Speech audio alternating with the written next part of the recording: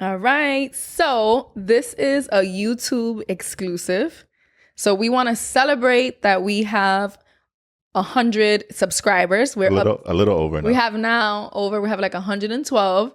And we want to do a giveaway exclusively for our YouTube subscribers. So we did a little poll on Instagram and everyone wanted an Amazon gift card. So what are we going to do? How much? I think 50 sounds $50, good. $50 Amazon gift card. And all you have to do is be a subscriber. Go back and like all 5 of our videos. And then just comment on one. And then you're automatically entered. So if you've already left comments, you're entered. But like all 5 videos and leave one comment on one of the videos. But don't just say done or entered. Tell us, what was your favorite part? What did you think of the episode? What did you think of the episode? Something related to the content. Yes. And then you're entered. And then I guess next week's episode we'll announce the winner. We'll announce the winner. Again, we don't want to harass for likes, for subscribers, but if you love what we do, this is free content.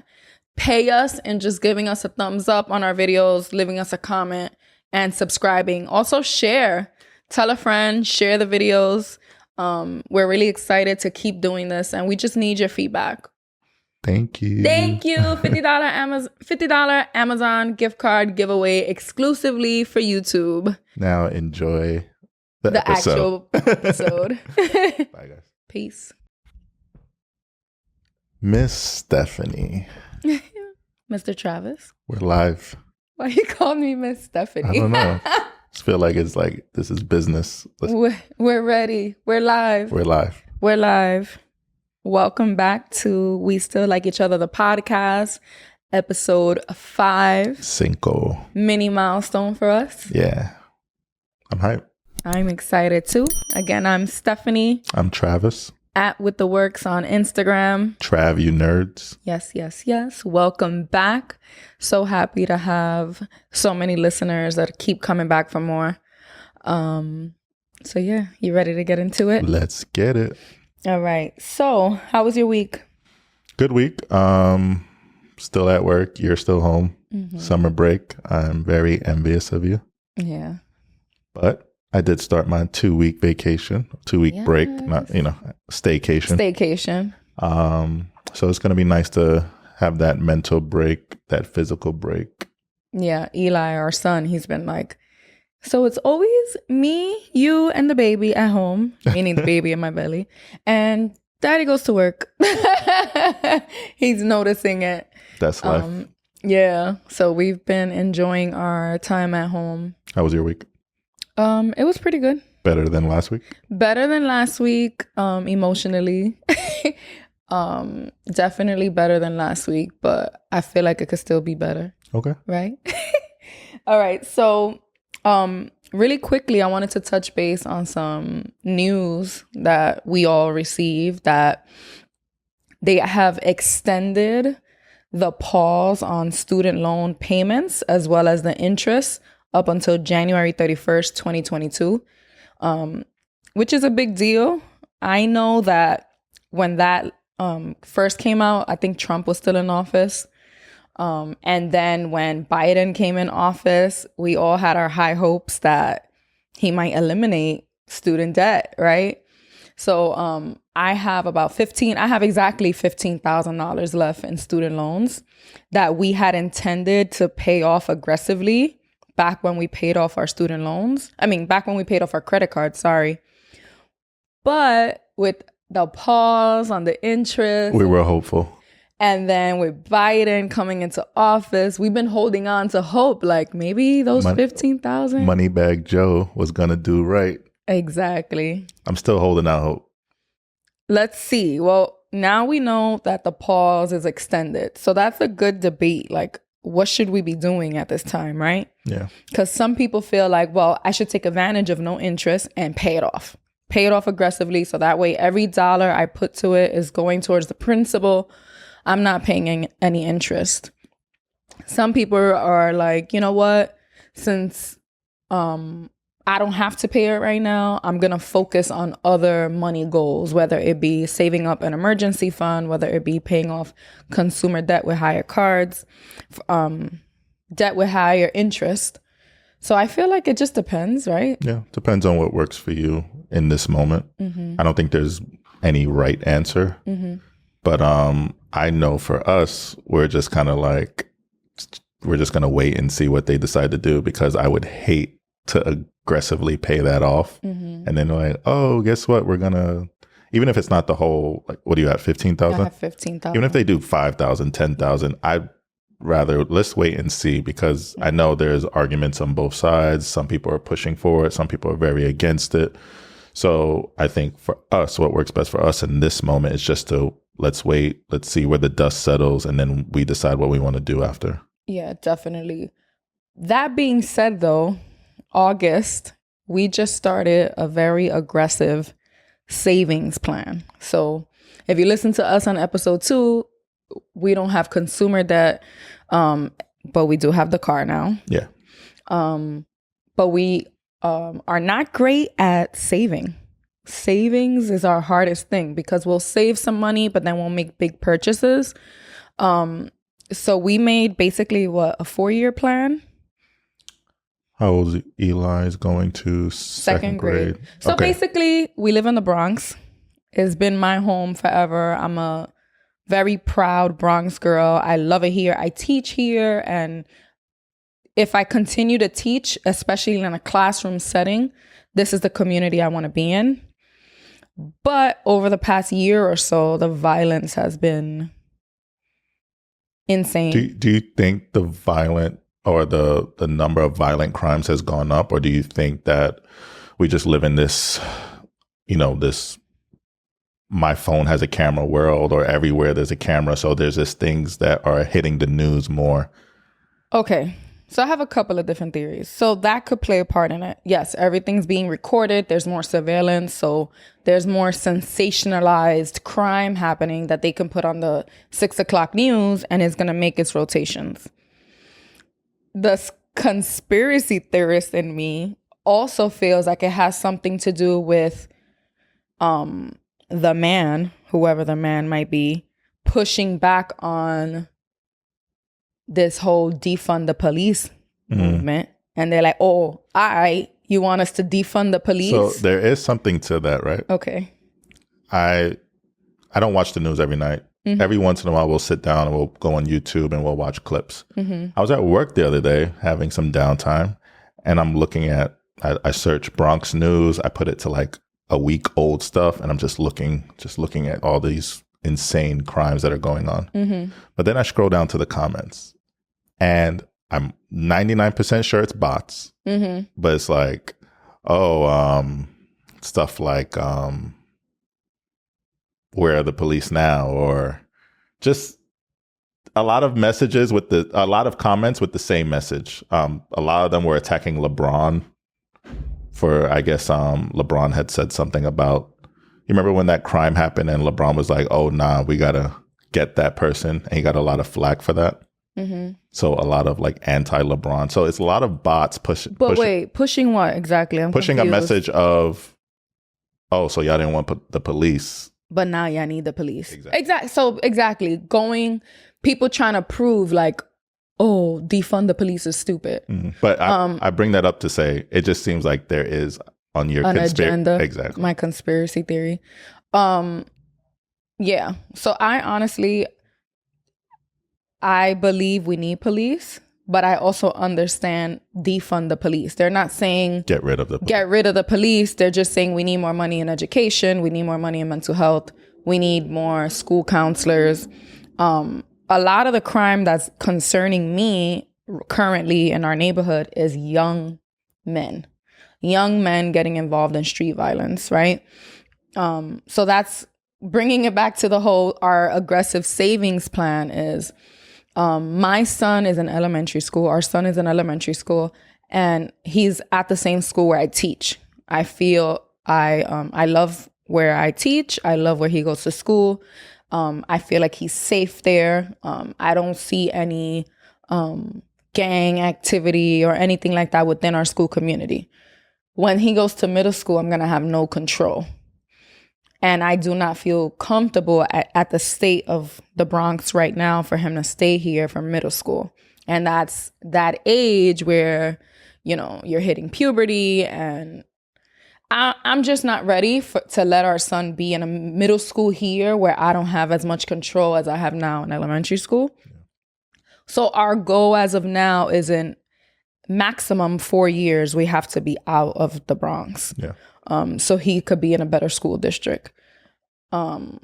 So we basically said, okay, he has 4 years of elementary school. So we have 4 years to get our shit together. To get our shit together, from saving aggressively for the next 4 years total. But half the time of that, so in 2 years from now, we want to start shopping for a house. We've been back and forth whether we want a house, whether we don't want a house. I don't believe having a house is the only right way. I believe there's people who rent forever and still have their coins in order through retirement funds, through investing. You know, I'm not going to say, oh, you need a house. But for us, it's seeming like the right thing to do in the near future. Well, you know, the next 4 years at least. Yeah. So, yeah, I was wondering, because I don't want to talk about money every single episode, but maybe we could do like monthly updates that are separate from our podcast, like maybe like a monthly bonus money update. Okay. Right? YouTube or everything? I don't know. I guess it depends. We got to ask the listeners what they want. Like if they would even be interested, like, you know, what our money goals are, how we're reaching them, because basically our goal, we don't make enough money as is take home from our jobs. Yeah. So we are definitely supplementing our incomes through side hustles. So I wonder if people are interested in that. Like, how are we making extra money on the side? How we're budgeting. Yeah. So let us know if you're interested in that. And maybe that could be like a bonus episode and not a podcast weekly discussion. So yeah. We're done off the money topic, right? I wanted to talk about our dinner. We went out to dinner for my friend's birthday on Tuesday. Yeah, that was fun. That was really fun. There were a lot of couples there. So it was like, you know, we always enjoy when we get to hang out with other couples. It's always interesting to hear how people met, how they fell in love. And I'm just hearing these stories. And I was like into it. I don't know if you noticed, but I'm asking follow-up questions and you did what and what? Mm-hmm. So that was cool to get to hear some people's stories. And it's a friend of yours you've known for years since. So my middle school friends, actually. So girls I was friends with since I was 11 years old. It was one of their birthdays and we went out to dinner and it was really cool. And I think having this podcast makes us more interested in people's love stories and how they met. Like, it's cool because a lot of people are reaching out and telling us like, oh my God, I can relate to that. So now our interest for that is even greater. Yeah. But we had a funny ass discussion that I wanted to talk about on here. I don't know who brought it up. I know who brought it up. You remember who brought it up? But one of my friends brought up, we were talking, like her and her partner, we were talking like, what if we woke up one morning and our bodies were just switched? Like we swapped bodies. So like if I woke up in Travis' body and you woke up in my body, like and on some Freaky Friday shit. You already know the first thing they said they were doing. All of the women, we all said, we want to have sex. We want to know what it's like to fuck with a penis. Like, literally, there's all like of us. 3, and there was even a girl who wasn't there with her partner, and she said the same thing. Yes. Insane. And all the guys said what? You're not fucking me.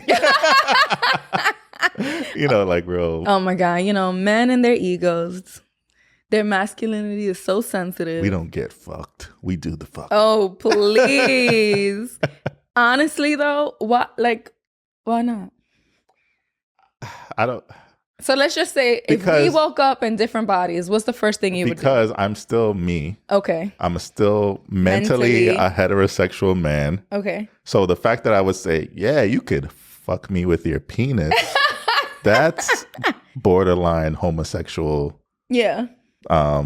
Activities to me as a man. So you have a female body. But I'm still there's Then we get into the whole conversation about. Okay, so then go ahead. Then we get into the whole conversation about females who aren't comfortable in their body. So you wouldn't be comfortable in your body. You can't use it. So then you are admitting that at the end of the day, sex is mental too. Like you have to mentally. Hell yeah. Hell yeah. Hell All yeah. right. So that leads into our topic this week of. Fuck.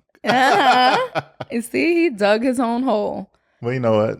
The Travis now Understand? understands. All right. So our topic this week is sex and marriage. Sex in relationships. Sex and relationships, yes. Because, It could happen even if you're not married, you know. oh boy, disclaimer. What's your disclaimer, sir? The Travis in front of you has had a lot of work done. I'm talking about on the inside. So, let's get to it. All right. So if you guessed it, besides our first year of our relationship, that was rocky. Money.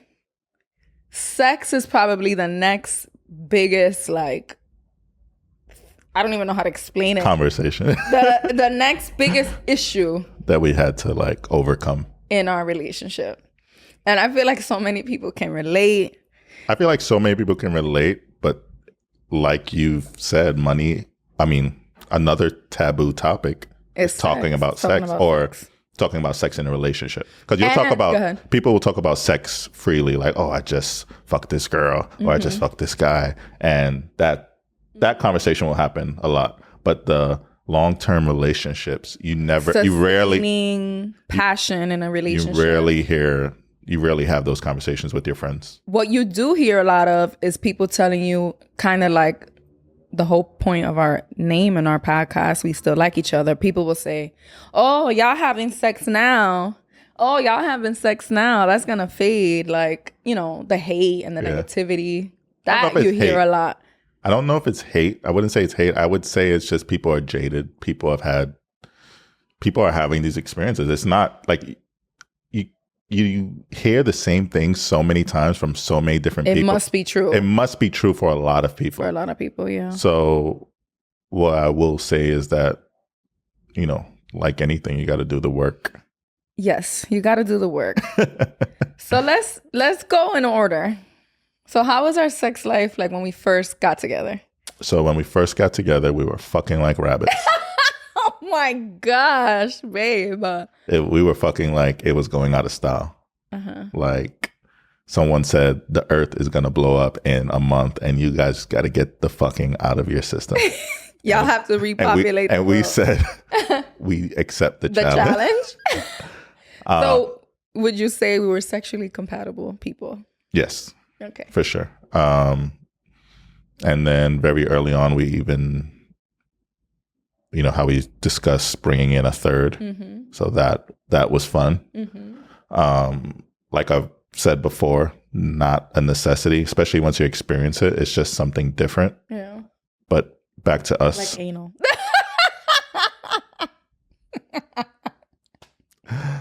Okay, yeah. So yeah, in the beginning, it was nonstop. Whenever we wanted, whenever I wanted, Mm-hmm. it was a matter of. It wasn't even a matter of. We made it work wherever. Yeah, wherever. Like family members who are listening, Oh my God, no. I want you to know that more than likely we've had sex in your house. Oh my God. No. And I'm not talking about on a bed.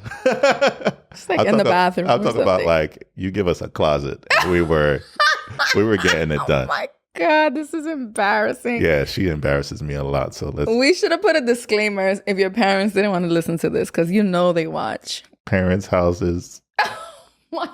cousins' houses, best friends' houses, Okay. So we like to have sex. church. No, I'm joking. Not church. We don't even go. We've never been to church. Another Another topic. But okay. So Then I started working 2 jobs and I was back in school. And like Travis just said previously, sex as much as it is physical, is very mental. You have to mentally be in it. So what started to happen when I was very busy? So when you were getting busier, I would attempt to initiate sex, and there were times where you just weren't in the mood, and I didn't receive that well. That was the problem. Not that I wasn't in the mood. You know, I was, one, physically tired, but mentally, like, a lot going on, keeping up with a lot of things at once. And his response to me saying, I'm not in the mood, was what? Usually not words, more No, so like your actions. actions. Maybe like turn my body, or Like, if I didn't want to fuck, he wouldn't even cuddle me. He'd turn his whole back and he'd give me a little huff and puff, huff and puff. and go to bed. Yeah. The audacity. Yeah, continue, because I keep on digging. So it became a real problem for us because I would talk to you about it, about how it made me feel. It'd be okay for a little. It'd be okay for a little, and then you do the same thing. So then I started to feel like, what the fuck am I? Like, are we so madly, deeply, passionately in love because we were like having so much sex? Is that the only reason? Like, you know, anything could happen tomorrow. What if I could never have sex again? Like, are you now no longer in love with me? You know? And then you have, just in general, you have a very calm, serious, male bitch face demeanor. So I used to. What is that? A male bitch face. I don't know. That's the male version of the resting like bitch the face. resting bitch face. You know, like the male version of it. Okay. So sometimes when you were in those moments, I would be thinking like, it's because we didn't have sex. You know, so it became a real big like insecurity for me. Right. And it kind of sometimes would lead me to having sex with you when I really didn't want to. And look at his face, because no one wants to hear that. But we were struggling with that, and the way you used to make me feel, it was leading to that happening. And again, we would have conversations about it, discussions, and it'd be okay for a little bit, and then we have the same issue. And it became like, I'm not living my life this way. There should never be a time where I feel so much stress about our sex life that I'm having sex when I don't want to. And this needs to change, or things might not work out long term. Like, I can't live my life with this expectation forever. Because when we were thinking forever, we are, right? Yeah. That's the goal. But when something like that was something I couldn't keep, I couldn't sustain it forever. It was going to chip away at my desire to be in this relationship. So, I mean, that was the issue. I want to preface that by saying sex for me in previous relationships or previous situations, it's always, I've either had that long-term relationship or either a lot of little relationships. So that honeymoon phase was always there in those little relationships. And then so obviously sex was happening a lot. Never got to the point where you're like in a serious long-term relationship. So who knows? I'm sure that would have come up. In my previous long-term relationship, sex was very, I don't know the word to use, but it was more so like, oh, 3 days have passed, let's have sex. It wasn't like, I see you, you see me, we've been vibing all day, and the passion. It was like a chore I hadn't done. It was a chore. It was definitely a chore.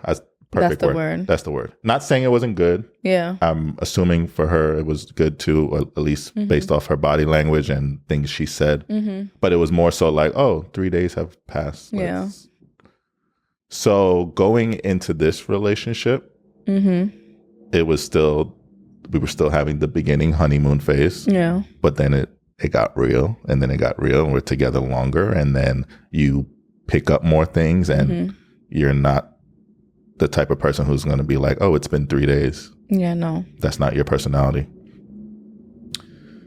So even And it's not that the honeymoon, because it's not honeymoon stage.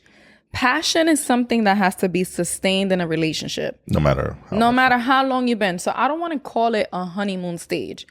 And the reason we were having so much sex, yeah, it was because it was fresh, but more so because I had more time. Yeah. I was able to mentally be in that space without thinking about papers that would do, without thinking about this double shift at the restaurant that I had to do. You know, we weren't paying off debt. You know, there was just less mental stress and physical stress on my body. So it just made sense, you know? It wasn't like, oh, this is just, we're having a lot of sex now, and then I know this is going to stop. Do you know what I mean? Yeah, I got you. But yeah, continue what you were saying. So everything you're saying is absolutely true. I don't recall the exact moment that it was just like, Trav, what the fuck are you doing? You're ruining something amazing because of your sexual desires. And in hindsight, I don't even think it was sexual desires. I think for me, the way I used to equate sex back then was, we had sex, everything's great. That means we're vibing, we're clicking, everything's good. Just bust a nut. Hopefully you did too. Yeah. Everything's great. So let's say that didn't happen. There was like this inner you were insecurity that I was like, is everything okay? Are we not good? And then it would happen, whether, you know, you were saying sometimes when you didn't want to, and there would be times where I didn't pick up on that, and there'd be times where it was very clear. Like no man, the worst feeling, or not even man, no person wants to be looking at their partner and you're doing your thing, and it's just like, that's insane. And yeah, so what changed was just I had to reprogram myself. And we had to communicate, because you saying that when we wouldn't have sex, you thought something was wrong. You weren't communicating that. You would just kind of shut down, turn around. But that's also in your nature to just be you have a very monotone kind of personality at times. Yeah. But I would think it's because we're not having sex, but we weren't communicating all of these things going on in our mind. Yeah. So the biggest thing, like I said, reprogramming. The things I was doing before, this is not healthy. And I'm talking even pre-Stephanie. The things I thought about sex. Yeah.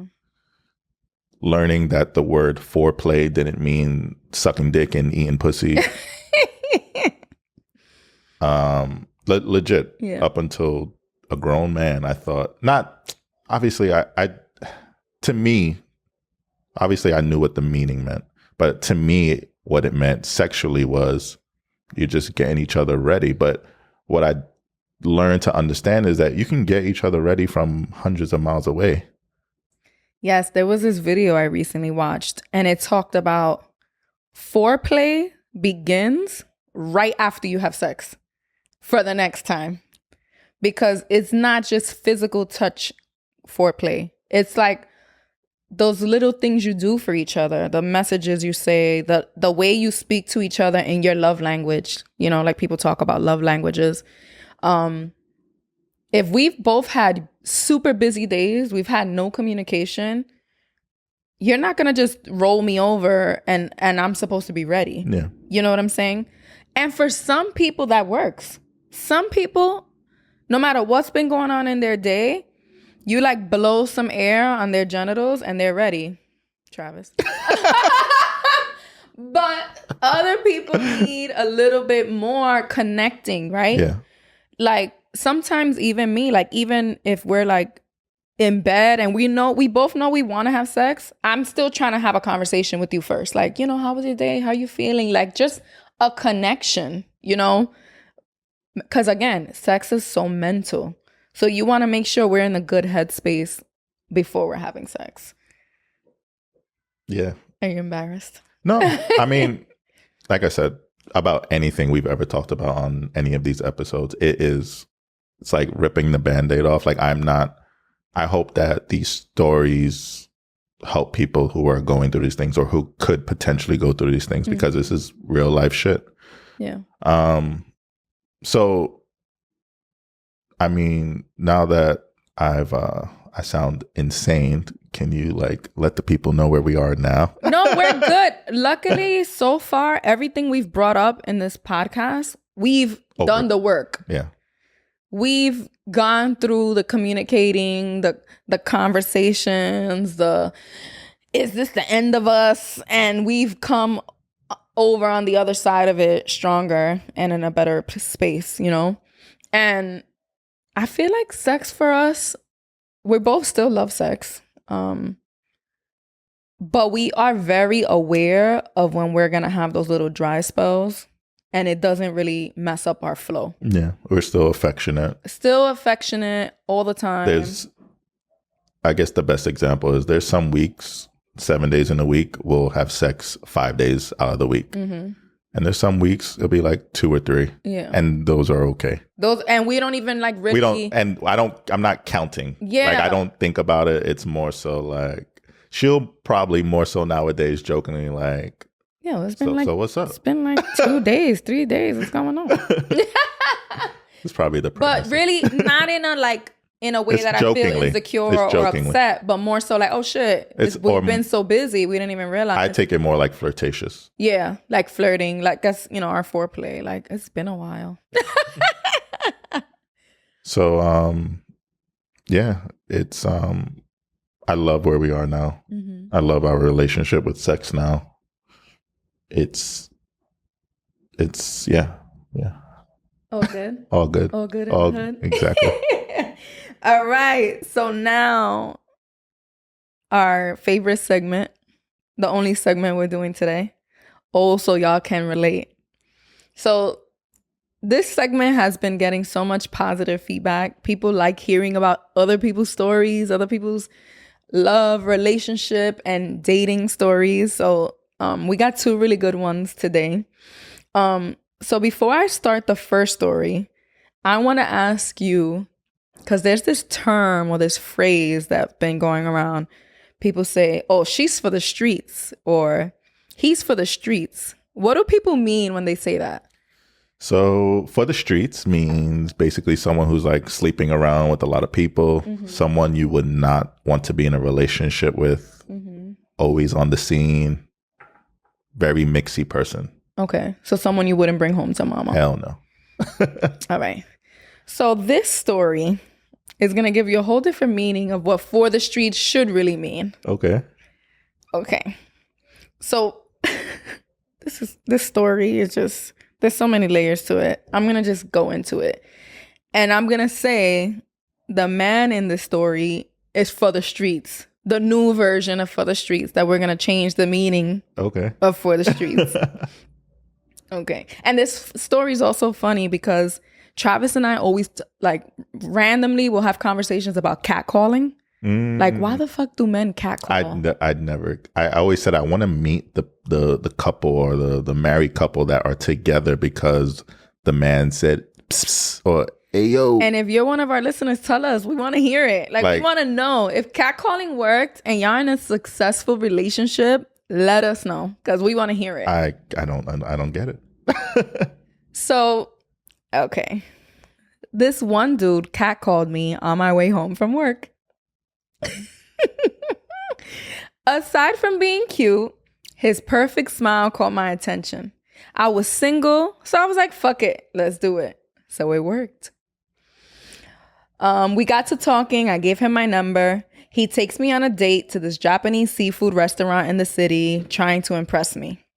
He's looking good, dressed down. His skin was glistening. His car was the latest and greatest. Jewelry. He was visibly doing too much. So he looked like he got it. Okay. So and obviously, like you said, does catcalling ever work? It worked. Okay. In this moment, it worked. And he was looking good. When he took her to the date, he was looking amazing. He was showing out. He was showing out. And she says, I'm just in my Bombini dress. So if y'all from the Bronx, Bombini?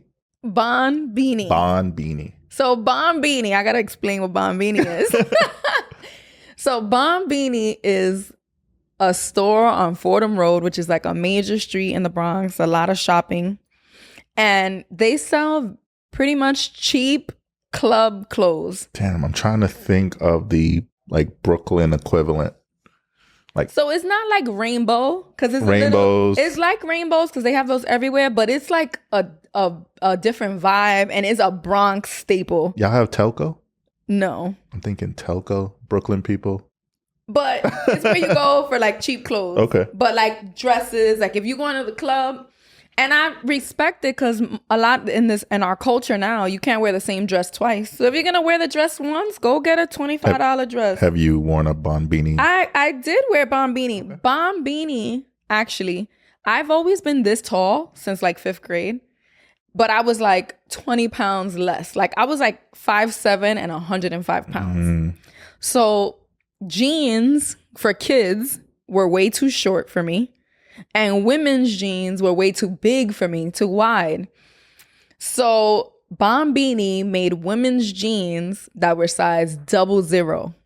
So for like a couple of years, that's where I got all my jeans from because it was perfect. So Bombini was my shit. It's still around?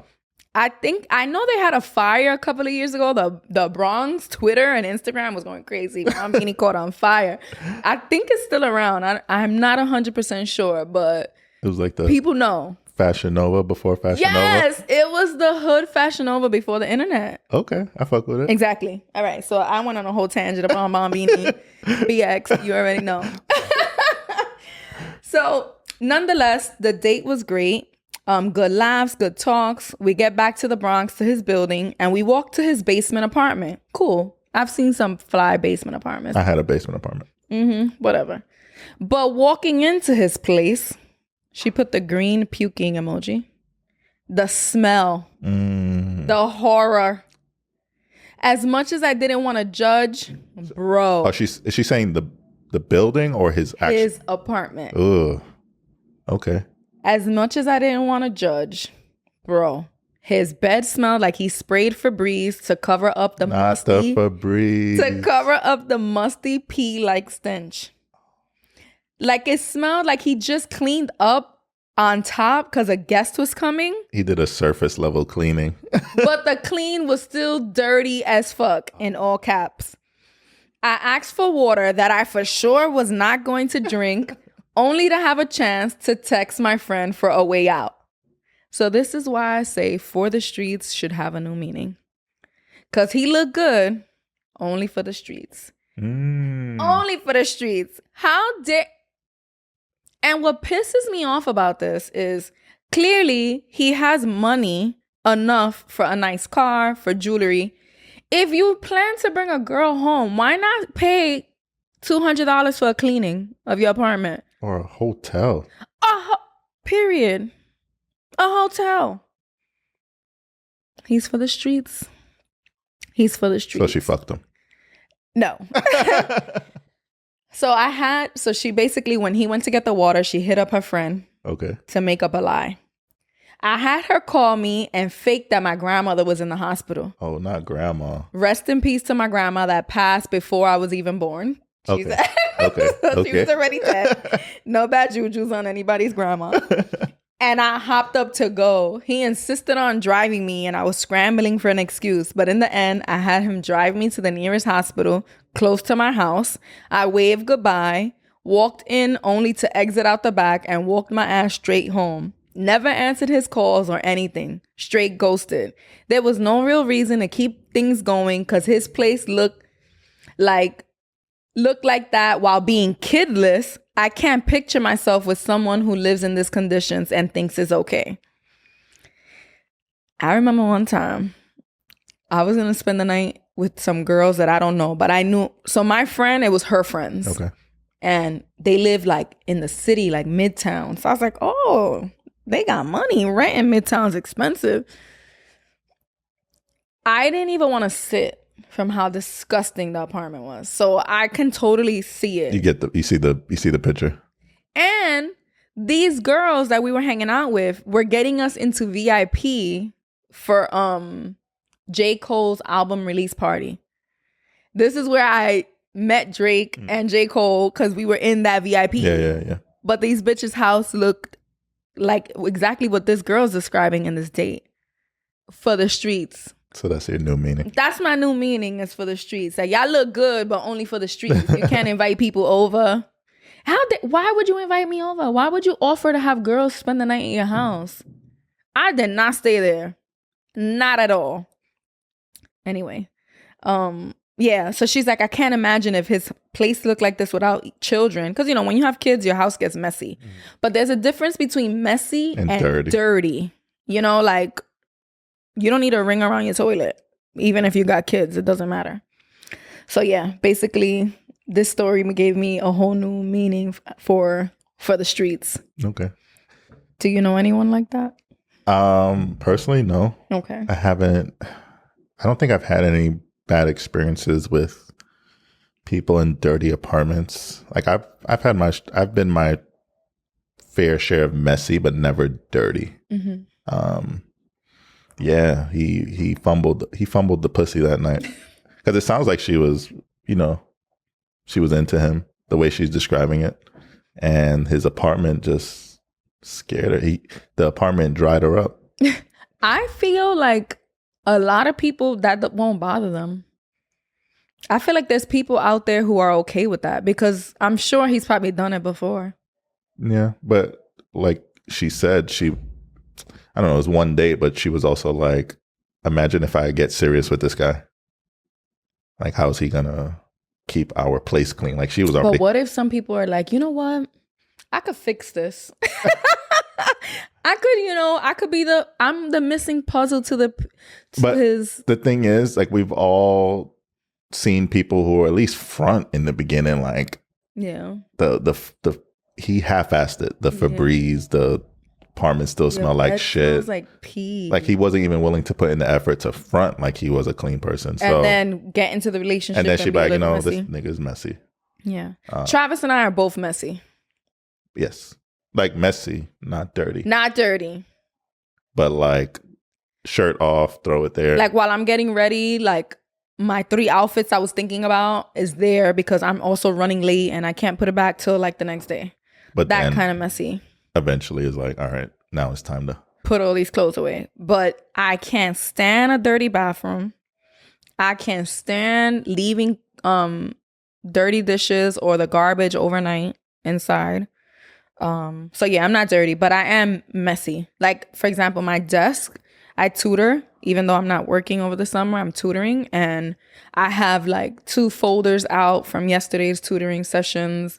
The books I read to my kids are still on my table. And it's like, I could have easily just put them right back. Like, it would have taken me 2 seconds.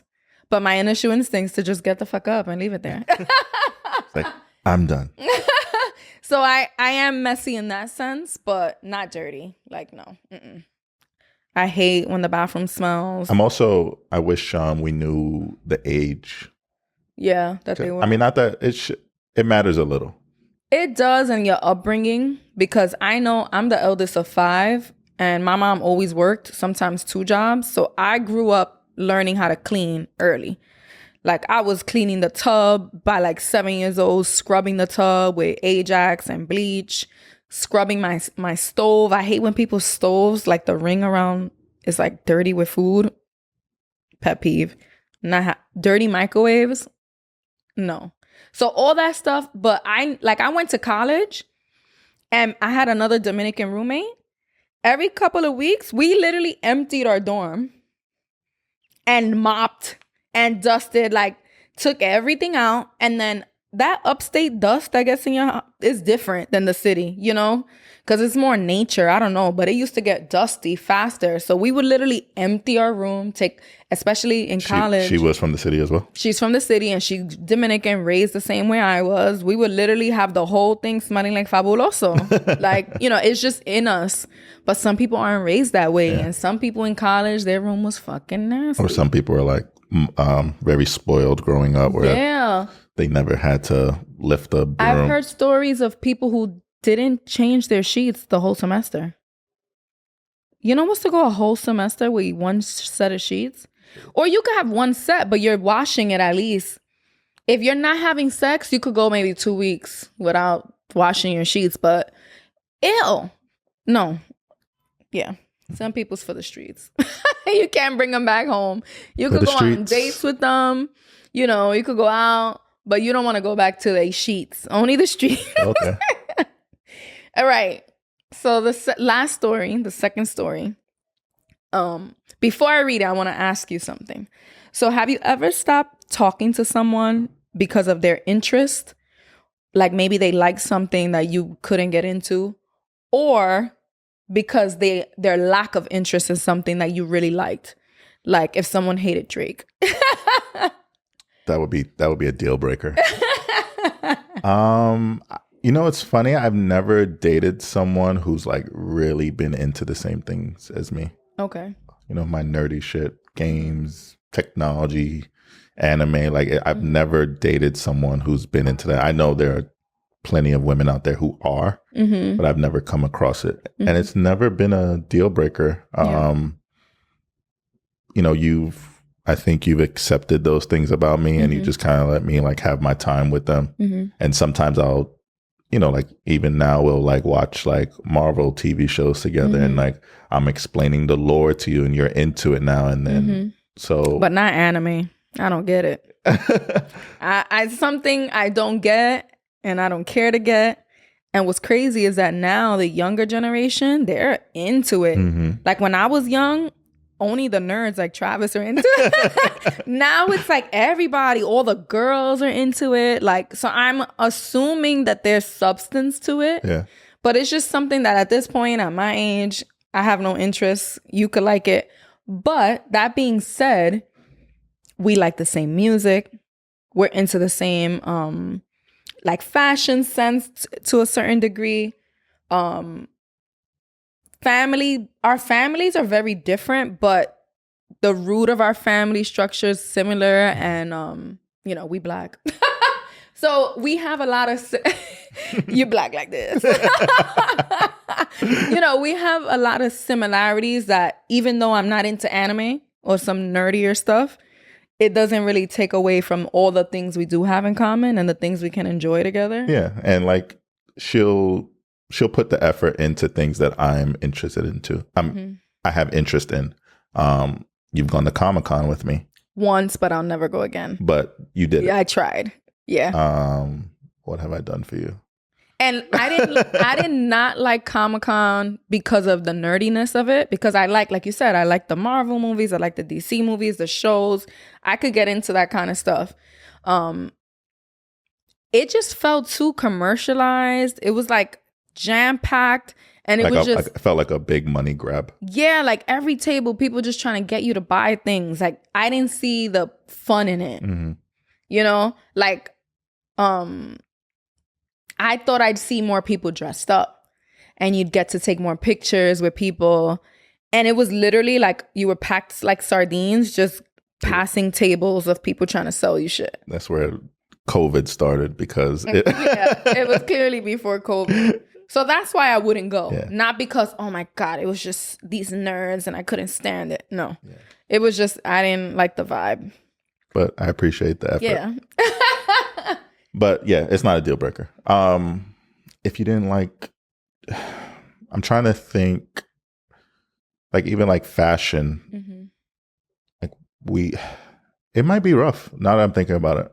Like if you weren't, like me and you talk about clothes, we'll send each other pictures of like fire outfits, fire sneakers, and we just have an appreciation for those things. So I do think there might be a limit because that's like pretty important to me. Like when we leave this house, I want my family. I know that sometimes he'll send me something and I'm like, oh no.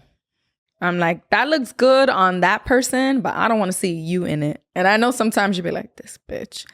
There are sometimes I respect your opinion a lot, but there's some times where I have my mind made up and I feel like I've convinced you a few times where like you've said no and then you're like, okay, it's cool. But yeah, I guess it is important. Yeah. Like when I think of the word deal breaker, I just think of like a hard stop. We're done. Mm-hmm. But the fact that we do have so many interests has only helped us. Yeah. So I guess it depends. It depends. But I'm very thankful that we do have a lot, like the things that are important, we do have in common. Yeah. Because it would be rough if I was like out here bopping to Drake and you were like, can you put the Taylor Swift on? Because imagine. No. All right. So I'm going to read the story now that we went into that whole tangent.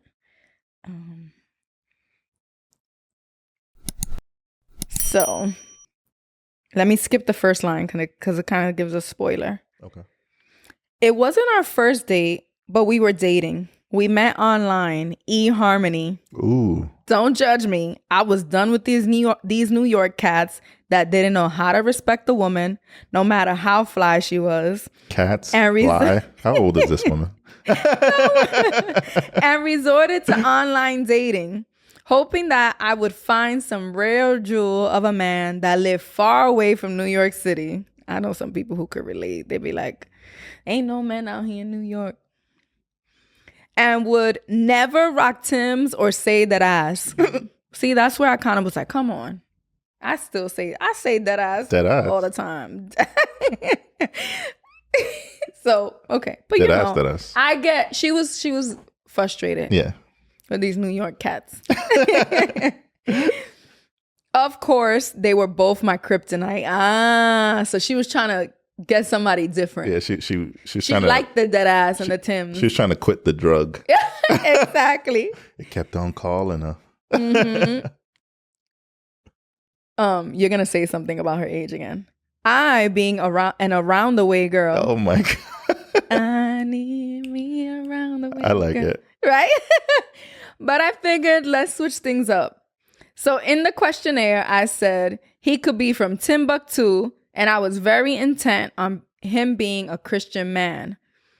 But not like me, visiting church every so often. I figured if I got a man who blesses everything with the blood of Jesus, he'd have a decent lad. He'd be a decent lad, right? Well, I ended up with a man who grew up going to church every day of the week, who never used profanity and had never smoked a blunt. I was in heaven. He never said dead or ass. Especially not together. Or at least I thought I'd have a better chance of getting past St. Peter with homeboy on my arm. So this is funny because I would have never understood that reference because I'm not religious. St. Peter. I thought there was like a street in Harlem. But coincidentally, I was just watching an episode of Family Matters. Okay. And what's the aunt's name?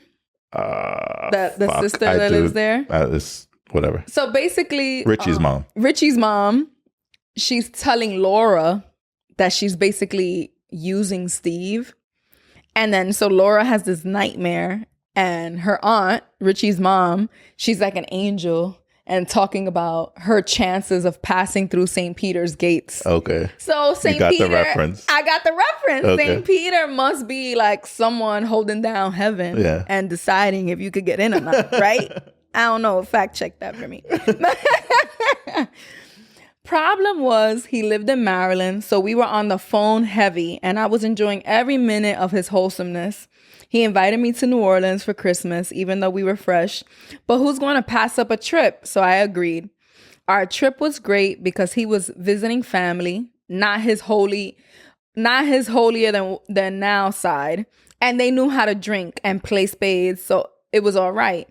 But finally, we were going to be alone, away from his family, and onto the hotel, which nothing was going to happen because he was practicing celibacy. Okay, I don't know about y'all, but I ain't marrying nobody I haven't had sex with. I have to admit, I was feeling like the only whore around this man because he was so inexperienced. But I was so ready to make something work that I kept pushing all these particularities and our differences aside. As we're in his car and he is only listening to AM radio. And I thought, I'm going to put him on to some music. You see, we be trying to be Mrs. Fix-It. He just has to experience it, so I think. So where should I begin? What would you do as like your entrance to some hip hop or Probably like R&B. some R&B? Yeah, ease my way into the, the hardcore shit. The bitches and the bricks. So she says, definitely not Mobb Deep or Wu-Tang. Okay, yeah. So let's go for Erykah Badu. I play On and On for him and say, now I know you don't know a lot of secular music, but you recognize her voice. He stares at me blankly. It's Erykah Badu. I say, flabbergasted to say the least. Who? He said. Erykah was already a legend at this point. This isn't gonna work. I told him and we were pretty much quiet for the rest of the trip. When I got home to New York, I never called him again. Wait, so he didn't know one artist and she said nah. Not just any artist. Okay, I guess Erykah Badu is important to this woman. Yes. Damn, I'll be wanting to know more details. Like, is she black? Was he white? Like, they were both black. Oh, they're both black. Oh, nah. I don't care where you're from. You're supposed to know these things. A little bit, right? Like, I feel like you always get on me for not knowing enough black culture. Oh, yes. She doesn't know shit, like, about black culture. Black American culture. I'll be like, have you ever seen The Last Dragon? She'll be like, what?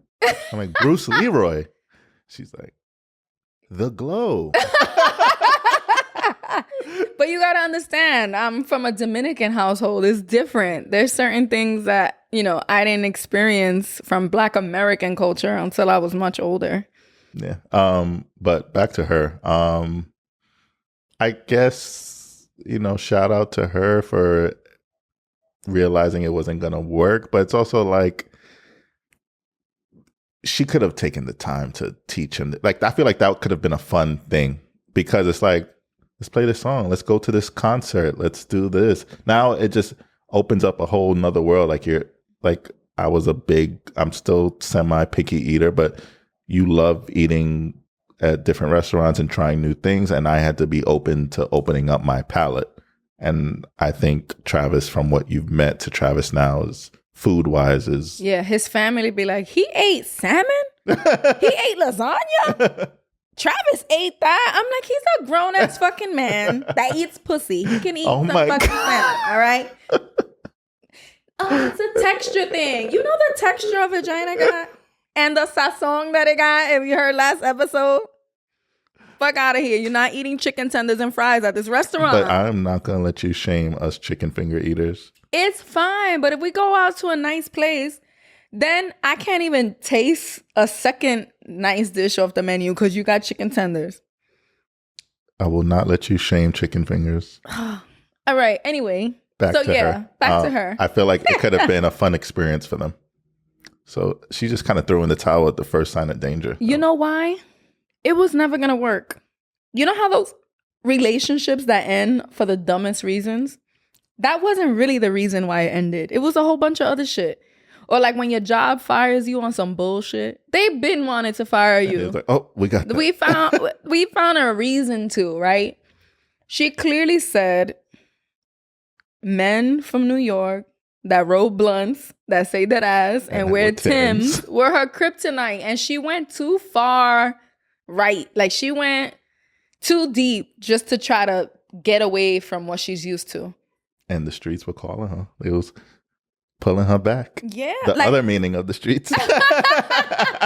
And like, for example, one of my friends from the dinner we were talking about, she likes her street dudes. I love their story. Yeah. I wish we could like have them on one day just to Yes, when we start having guests, their story is really good. She loves her street men. She said it. She's like, I love drug dealers and scammers. And all these niggas kept getting locked up. But she's married now. And although he's not, he has a job, he's still a street dude. He has that culture within him. Yeah. So you can't just completely leave, like think you're going to completely do a 180 and date men who are not your type. I don't think that's going to work. Just like with me, like I've always been the type that I prefer a guy who's more of a homebody. Like, I can't be with a guy who's in the streets. I'm the opposite. I hate street dudes. Like, but I still want you to have that New York inside of you, you know? But I don't want you to be in these streets. Like, I don't want your homeboys calling you to come chill on the block. Like, I'm never going to be with that type of dude. You'll never see me smoking hookah in front of any building. You know, but you got to know what you're into and not try to just do 180 just because you've had some bad experiences, you know? You got to just find the right street dude. All right. Any last comments? Anything you want to tell our listeners? I mean, I thoroughly enjoyed these conversations today. So I hope everyone else does too. And yeah, I'm excited for what we're building here. Yeah. It's fun. So now we need to hear y'all sex stories in y'all relationships. Yeah. Like, now I'm curious. I feel like we're going to get some good stories. Yeah. This week. I'm with it. Right? There's a few more things I want to say about sex. Just like, not necessarily in this episode, because I feel like we can go deep, but just like our things we knew about sex growing up or lack thereof. Like, I feel like that could be a really good conversation. I feel like so far the trend has been, if there's a problem, communication is going to help you get through it. And not being, this is just how I am. I was having a conversation with some friends, like, we hate people who are like, well, I've been this way and all my life has gotten me this far, and the whole time they haven't gotten nowhere. Like, you know, when you're in a relationship, especially young, and, you know, we're young, any fresh relation, like, no one's too old to change or too old to grow. You have to be open to it. Open. You know, like, your core values maybe are things that are set in stone, but certain behavior, certain ways that you communicate with your partners, like, who I am to you is totally different than who I was to my high school sweetheart. And that's okay. Like, people can't expect you not to change. Stop saying that. Oh, he hates when I say high school sweetheart. Well, it was. That's what you call him. Nigga I dated in high school. That man. So yeah, being open to change and knowing that you're not the perfect person. Just because someone loves you so much doesn't mean they have to love you unconditionally all the time. Like, I hate that phrase. Loving you unconditionally. Like, no, fuck out of here. My love has conditions. Like, you're not going to disrespect me. And if things come up that I didn't notice in the first 2-3 years of our marriage, we have to work through it. Can't be like, well, you married me. You should have known what you was getting into. No. I only eat chicken fingers. Fuck out of here. You know, like, we have to be open to changing. And when the person you are sharing your life with brings something up that you might have not noticed to be a problem, make adjustments, you know? Faux show. All right. We're done. It's a wrap. Miss Stephanie.